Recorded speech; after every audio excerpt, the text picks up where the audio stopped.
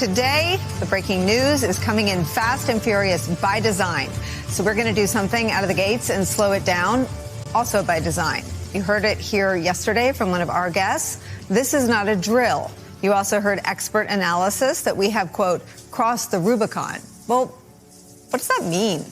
Today, the New York Times reporter Adam Liptak puts it this way, quote, the Trump administration's compliance with court orders started with foot dragging, moved to semantic gymnastics, and has now arrived at the cusp of outright defiance. Where we go from here, now that Donald Trump is acting in defiance of the Supreme Court's unanimous decision that he facilitate the return of a man who was, according to the Trump administration, mistakenly deported to El Salvador. It's a question not just for the Trump administration, but for us, the American people, as well. Moments ago, prior to a court hearing happening right now, where the DOJ is answering for its lack of compliance with this Supreme Court order on that matter, the wife of Kilmar Abrego Garcia spoke out to the media. Watch. We will continue standing strong, and we will never give up on you, Kilmar.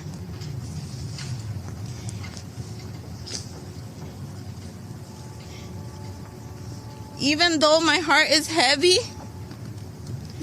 I find hope and strength in those around me. Kilmar needs to come home, and it's time we see how exact this will be fulfilled.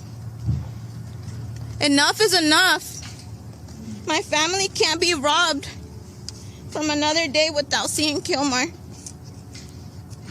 This administration has already taken so much from my children's, from Kilmar's mother, brother, sisters, and me. Now, the New York Times is also reporting on other individuals deported by the Trump administration. Quote, the Trump administration sent them to a prison in El Salvador under a wartime act, calling them members of a Venezuelan gang. But a New York Times investigation found little evidence of criminal backgrounds or links to the gang, end quote. We also have new reports on what appears to be, on its face, First Amendment activity being punished with deportation. Yesterday, a Columbia University student who is a legal permanent resident of the United States was arrested in Vermont during a naturalization interview. That is according to his lawyer. The stories, the reporting, when taken together, represent a departure from that which is legal, according to the reaction all these incidents have received in federal courts. These actions also stretch beyond the political campaign rhetoric, erasing any notion that Trump has a mandate to do these specific things. The real story, though, is what do we do as citizens? What do we do as a free press? And what can we expect from Democrats and Republicans in Congress and politicians at the local and state level at this moment? Make no mistake, the frenzy and the defiance is designed to cause fear and to chill criticism and to silence dissent. It's also where we start today with some of our favorite experts and friends. Immigration attorney and former president of the American Immigration Lawyers Association, Alan Orr, is here. With me at the table, former top prosecutor at the Department of Justice, MSNBC legal analyst Andrew Weitzman is back, and former Democratic Senator, MSNBC political analyst Claire McCaskill is here. Let me start with the lack of a mandate. Let me just remind everyone where the polls are. Right now, Trump's approval rating on immigration is upside down. More people disapprove than approve of what he is doing on the topic of immigration. And when you dig just below the surface, here's where the public is. Support for deporting immigrants who have a job. Only 15% of Americans support doing that. Support for deporting immigrants who are parents of children born in the U.S. 14%. 14% of the public thinks that's a good idea. Support for deporting immigrants who came to the United States as children, just 9%.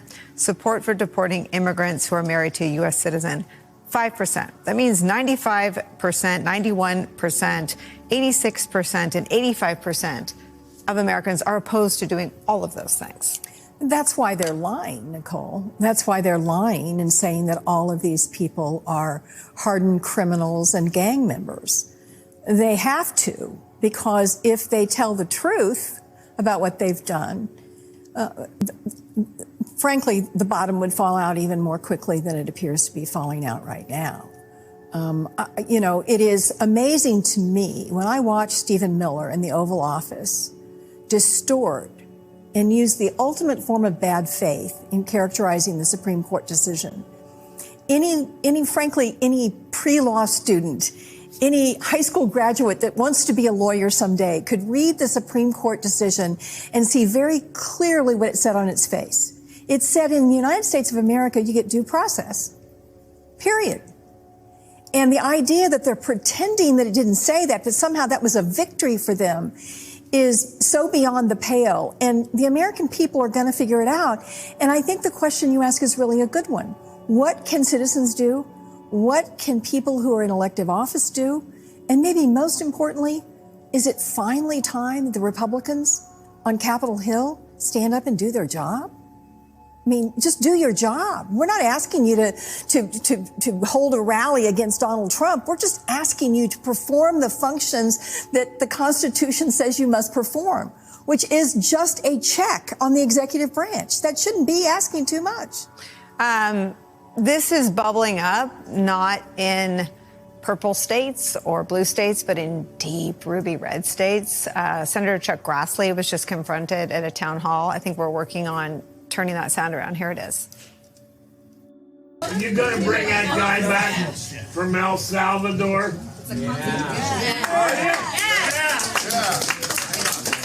Why not?